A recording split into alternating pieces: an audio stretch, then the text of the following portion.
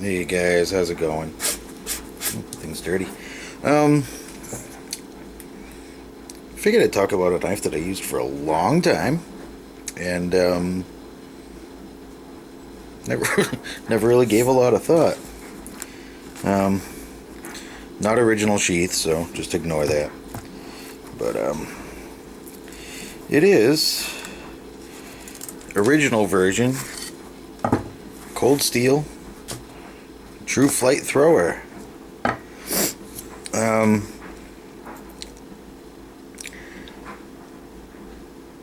It's actually a really awesome knife.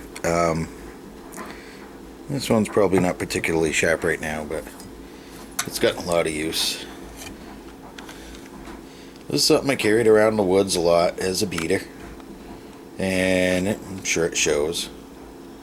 And bring that back just a little bit.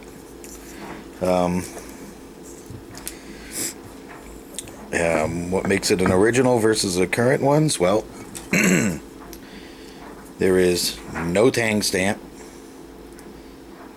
and the newer ones, at least the ones I've seen, have a little swedge up here at the tip. But the tip of this thing is a beast. You're not breaking that tip for nothing. But yeah, this thing made an awesome beater in the woods. Did it chop wicked good? Nope. But it did okay. Splitting wood, batoning. Batoned pretty good, actually. Except for the fact that with a handle like this, with a cord wrapped handle, you get a lot of shock transmitted into your hand, so it's not the most comfortable thing to baton with. If you're doing smaller stuff, no more than, good 3-inch diameter stuff's not bad. When you get into the bigger stuff that you really got to pound through, yeah, it gets kind of uncomfortable. Do I think there's a chance of snapping it doing that? Nah, pretty much not at all. These older ones, when they came out, I remember they had showed a test on them when they had it set on a couple of blocks of metal, and they were pressing it with I want to say a 6,000 pound press or a 3-ton press, and they put a big bow in the blade and then would bring it back up and it would come back up, and if it was a significant bend pushed into the middle of it, and if it didn't snap from that, you're not going to snap it. Relatively thick stock, just an awesome beater. As a throwing knife, I suck at throwing knives, so I can't really say. This is the second one I ever had. The first one was out in the woods with a couple buddies, and we were throwing it at trees and stuff, and I don't know. Friend of mine, this was the biggest tree in the world he threw the knife at. I swear, it had to be 3-4 feet wide. The thing was enormous. He walks away from the tree after somebody took a throw. He went, picked it up. He walks away from the tree, and he just spins and wings it as hard as he can right past the tree, out into the woods. Never found it. Searched for about an hour. We just could not find it for the life of us. So that was it.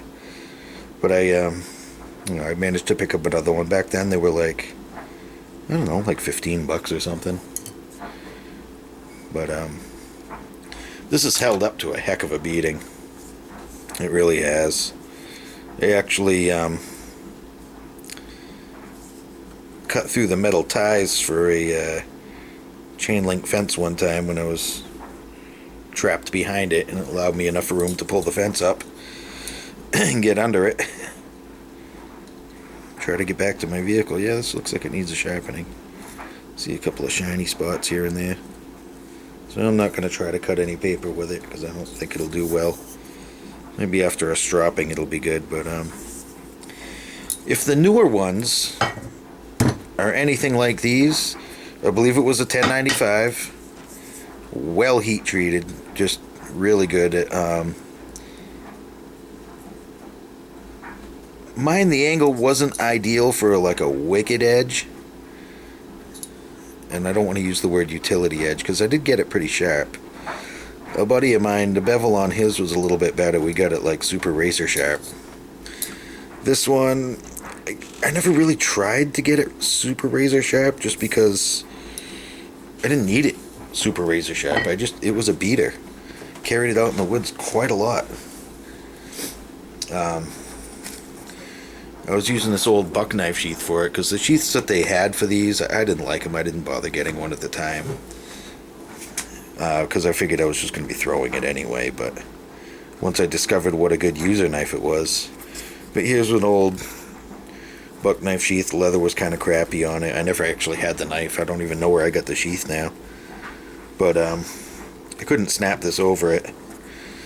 But the knife, if you put it in at a little bit of an angle, it fit good. And I just used the flap with the lanyard on here to kind of hold it in place. It doesn't come out. You know, and I just shove it in my pocket like that. Sometimes on the belt. Most of the time I just wear it in my pocket. You know, wanted the knife out. That was it.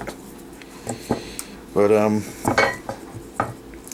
honestly, for inexpensive beater, survival-y type knife, because it could easily be a survival knife, I will say again, not the most comfortable.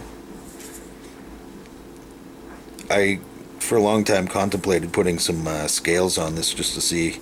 I think it would make it a hell of a lot better if you put scales on it. You know, it'll be wider. The impact would be more distributed, so if you were batoning with it, it'd probably hurt your hand a hell of a lot less. It would probably ruin its throwing characteristics, but then again, for me, it was never really a throwing knife. It was more of just a user. But I figure if the newer ones are half as good as this, they're well worth it if you want a good inexpensive out in the woods beater. I know